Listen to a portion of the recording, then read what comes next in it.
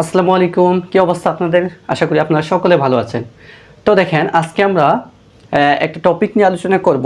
এটা হচ্ছে উন্নততর জীবনধারা। এই অধ্যায় থেকে যে প্রতি বছর গুরুত্বপূর্ণ এমসিকিউগুলো এসে থাকে, আমরা এসব নিয়ে আলোচনা করব। তো দেখেন কি কি এমসিকিউ হয়ে থাকে। এর আগে আমরা হচ্ছে কিছু বেসিক নিয়ে আলোচনা করি। বেসিকটা জানলে আমরা হচ্ছে কি এমসিকিউ অনায়াসে অ্যান্সার করতে পারবো। তো দেখেন, আমাদের আলোচ্য বিষয় হচ্ছে উন্নততর জীবনধারা।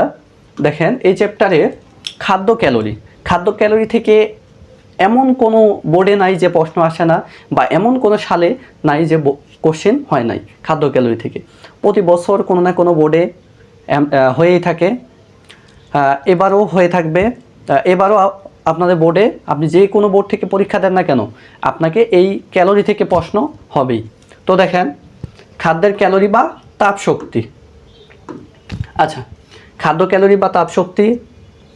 আচ্ছা, শর্করা প্রতি 1 গ্রাম শর্করা জারণে 4.1 কিলো ক্যালোরি তাপ শক্তি পায়। এটা আসতে পারে এমসিকিউ। হ্যাঁ, প্রতি 1 গ্রাম শর্করা জারণে কত? 4.1 কিলো ক্যালোরি। এরপর স্নেহ বা ফ্যাট, প্রতি 1 গ্রাম স্নেহজাতীয় খাদ্য থেকে 9 কিলো ক্যালোরি শক্তি পাওয়া যায়।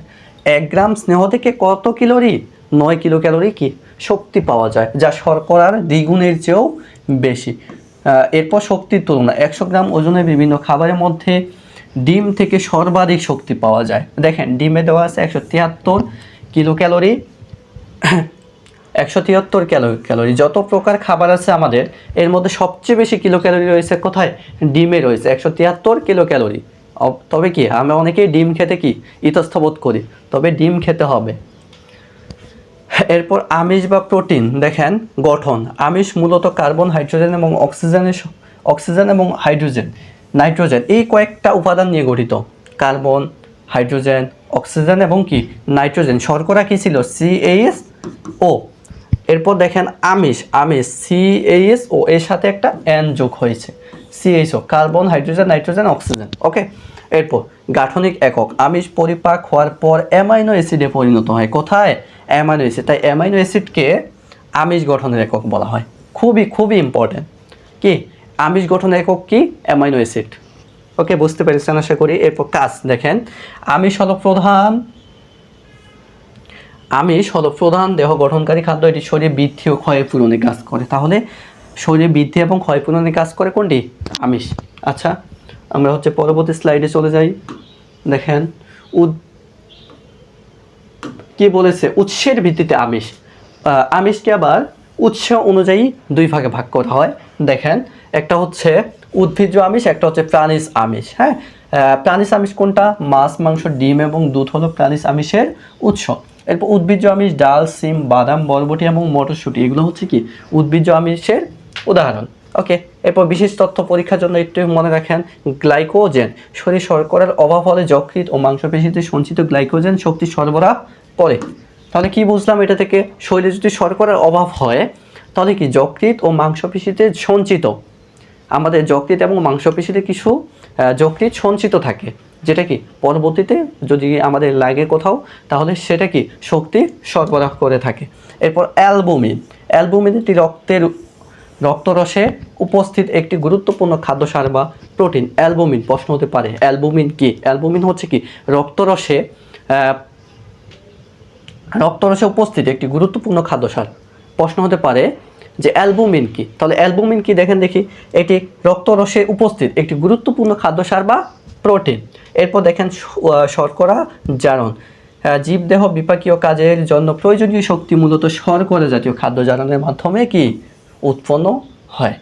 আশা করি এই বেসিকগুলো আপনারা বুঝতে পেরেছেন। এরপর দেখি এ থেকে আমরা কি কি এমসিকিউ পাই, বা বিগত বছরে এসেছিল যে কোন খাদ্য থেকে বেশি শক্তি পাওয়া যায়। ডিম, দুধ, শোল, খাসি। একটু আগে আমরা কি বললাম? ডিম থেকে সবচেয়ে বেশি পাওয়া যায়। কই থেকে? ডিম থেকে। এই যে দেখেন, খাদ্য ব্যাখ্যা দেওয়া আছে, 100 গ্রাম অনুযায়ী শক্তি কিলো ক্যালোরি। ডিমে পাওয়া যায় কত? 173, দুধে 67, শোলে 94 এবং খাসিতে পাওয়া যায় 118।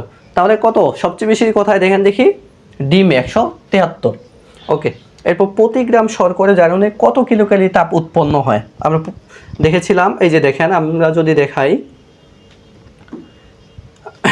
এই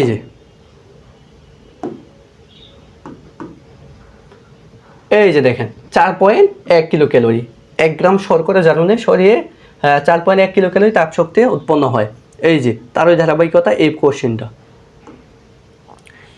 প্রতি গ্রাম শর্করা জারণে কত কিলো ক্যালোরি, তাহলে 4.1। তাহলে 4.1 কোথায় আছে? এই যে ক নাম্বার অপশন। ওকে, পরবর্তী দেখি আমরা। এই যে আমিষের মধ্যে কোন পদার্থগুলো থাকে? আমিষের মধ্যে তাহলে কি আমরা দেখছিলাম কি শর্করার মধ্যে CaO, আর আমিষের মধ্যে CaON, carbon, hydrogen, oxygen, nitrogen. দেখি কোথায় আছে, কোন অপশনে আছে? কার্বন, হাইড্রোজেন, নাইট্রোজেন, অক্সিজেন, আমাদের গ নাম্বার অপশন। ওকে, এরপর দেখি আমরা ধান, গম, ভুট্টা ও অন্যান্য শস্য দানার প্রধান উৎস কি? আচ্ছা, এটা হচ্ছে আপনারা একটু কমেন্ট বক্সে বলে দিবেন উত্তরটা। আশা করি আপনারা পারবেন, সকলে কমেন্ট বক্সে জানিয়ে দেন উত্তর কি হবে। ওকে, এই বোর্ডের স্ক্রিনটা দেখতে পাচ্ছেন, ফ্রি টপ, অর্থাৎ আমাদের 10 তারিখ থেকে একটা কোর্স চালু হচ্ছে, যেটা হচ্ছে একদম সম্পূর্ণ বিনামূল্যে।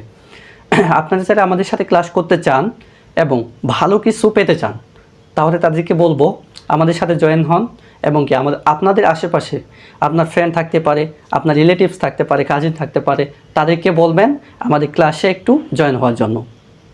কিভাবে জয়েন হবেন? কমেন্ট বক্সে দেখবেন আমরা লিঙ্ক দিয়ে দিচ্ছি, এই লিঙ্ক, অথবা আমাদেরকে ইনবক্স করেন, আমরা আপনাদেরকে আমাদের প্রাইভেট গ্রুপে জয়েন করিয়ে দেব। আমাদের হোয়াটসঅ্যাপ গ্রুপ আছে, মেসেঞ্জার গ্রুপ আছে, যেটা আমাদের একান্তই প্রাইভেট গ্রুপ। এগুলোতে আপনাদেরকে কি অনেক স্টুডেন্ট আছে, এখন পর্যন্ত আমাদের 10টার অধিক প্রাইভেট গ্রুপ হয়ে গেছে। Messenger, WhatsApp group, Messenger group, এগুলো মিলে প্রায় 10টা প্লাস হয়ে গেছে। মেম্বার সংখ্যা এক একটাতে 200-300 করে। তাহলে দেখো তোমার অবস্থানটা কোথায়, তুমি এখনও কি আমাদের গ্রুপে জয়েন হতে পারো নাই, আফসোস। তো 10 তারিখ থেকে ক্লাস শুরু হচ্ছে, তোমরা সকলে, অর্থাৎ হচ্ছে ফ্রি সিরিজ, প্রতিটা সাবজেক্ট ভিত্তিক 500টা করে MCQ পড়ানো হবে। তাহলে বুঝতেই পারতেছো, এই 500টা থেকেই তুমি এই 500টা যদি মাথায় মধ্যে রাখতে পারো, তাহলে আর কোনো মনে হয় না আর পড়তে হবে এক্সট্রা করে। তো 10 তারিখে দেখা হচ্ছে সকলের সাথে ফ্রি ক্লাসে। তো সকলকে অসংখ্য ধন্যবাদ আবারও। তো আমার জন্য সকলে দোয়া করবে, সবাইকে সবারই সুস্বাস্থ্য কামনা করে আজকের মতো শেষ করছি এখানেই। সবাই ভালো থাকবে, সুস্থ থাকবে। আসসালামু আলাইকুম।